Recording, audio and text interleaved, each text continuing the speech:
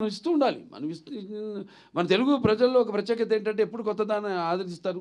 మొదటి నుంచి చెప్పుకొచ్చాను. నాన్నగారు మంచి పండు వయసులో ఆయన భీష్ముడి పాత్ర వేయడం ఏంటి, అటువంటి ఎన్నెన్నో సాహసాలు చేసి ప్రజల మన్ననలు పొందారు ఆయన. అంటే ఆయన ఒక 15 సంవత్సరాల ముందు ఆలోచించేవారు ఆయన.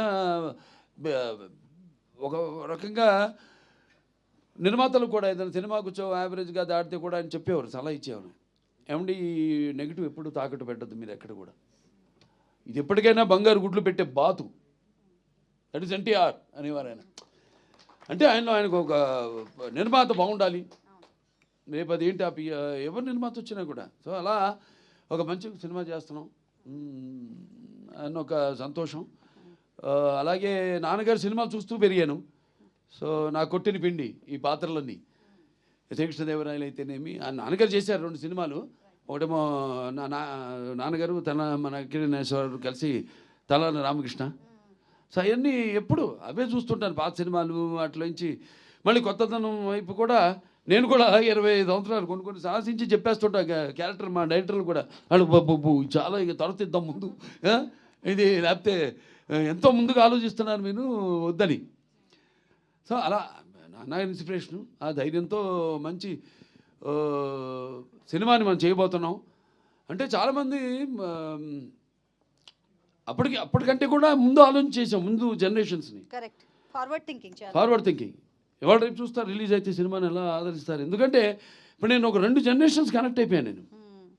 అది సినిమాల ద్వారా కానివ్వండి, లేకపోతే అన్స్టాపబుల్ ప్రోగ్రామ్ ద్వారా కానివ్వండి, అలా 2 జనరేషన్స్. అంటే నా కొడుకే కాదు, నా మనవాళ్ళతో కూడా నేను కనెక్ట్ అయిపోయాను. సో వాళ్ళకి ఇది కరెక్ట్ యాప్ట్ పిక్చర్ బాలకృష్ణది ఈ సినిమా. అన్ని సినిమాలు పిల్లలు కూడా చూస్తున్నారు, డైలాగులు చెప్తున్నారు. ఏది మా డాకు మహారాజు కానివ్వండి, లేకపోతే మా నెలకొండ భగవంత్ కేసరి కానివ్వండి, లేకపోతే అఖండ కానివ్వండి, లేకపోతే వీరసింహారెడ్డి కానీ. అటువంటిది మరి మెయిన్గా ఒక సింగతి శ్రీనివాసరావు అంత ముందు చేసిన సినిమాలు, ఆయన చేసిన ఎక్స్పెరిమెంట్స్.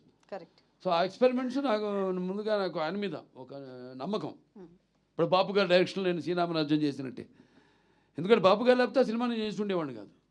అలాగే ఇప్పుడు సింగతి శ్రీనివాసరావు ఆయన చేసిన సినిమాలు, రకరకాల సినిమాలు, అవన్నీ నెమరేసుకుని బాగుంటుంది, వెరైటీగా ఉంటుంది, చాలా బాగుంటుందో మంచి సినిమాని మనం ఇవ్వబోతున్నాం.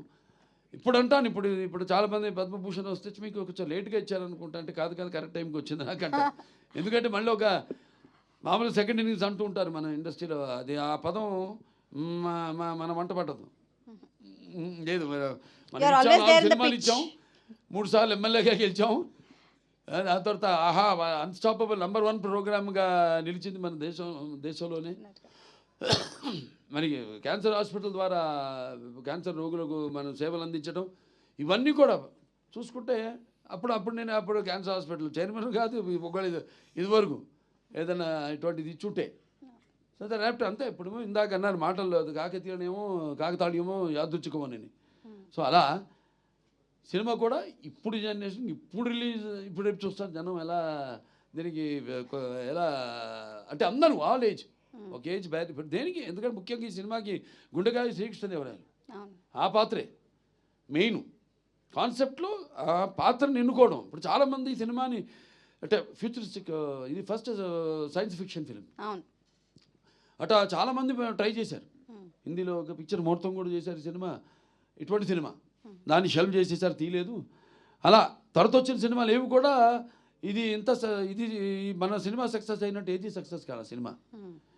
ఎందుకంటే మనకి జనం అంటే మనకి ఈ శ్రీకృష్ణదేవరాయల పాత్రని అంత అద్భుతంగా అప్పుడు నాన్నగారు కానివ్వండి, అదే నాన్నగారే